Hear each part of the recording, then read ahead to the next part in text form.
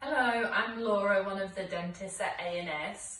I just wanted to run through the temporary filling kit that we've put together for our patients.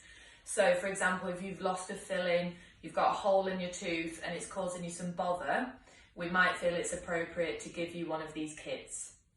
So in the kit, you have got advice and it just runs through how to use it properly, but we'll show you as well.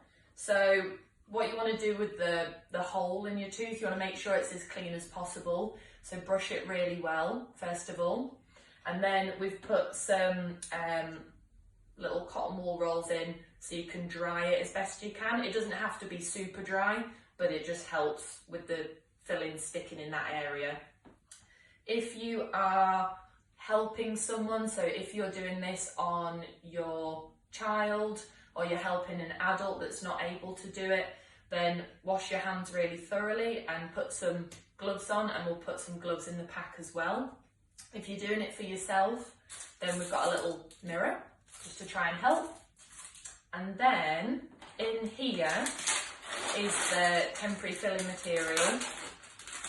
So you've cleaned the area really well, you've tried to dry it a little bit, and it's in this little pot.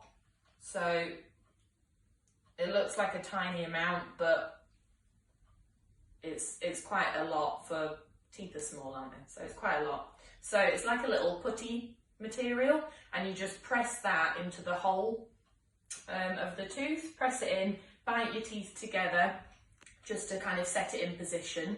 You can then, we've put some floss in here as well, so you can try and get the floss between the teeth where that little temporary filling is, get it through the teeth and then slide the floss out, and this will just stop the temporary filling kind of sticking to teeth either side. It should just then be in that one little area, and it's more neat and tidy, so you can just keep it cleaner, easier. And just avoid as well really sticky chewy foods, because otherwise that might pull the temporary filling out. And that's about it.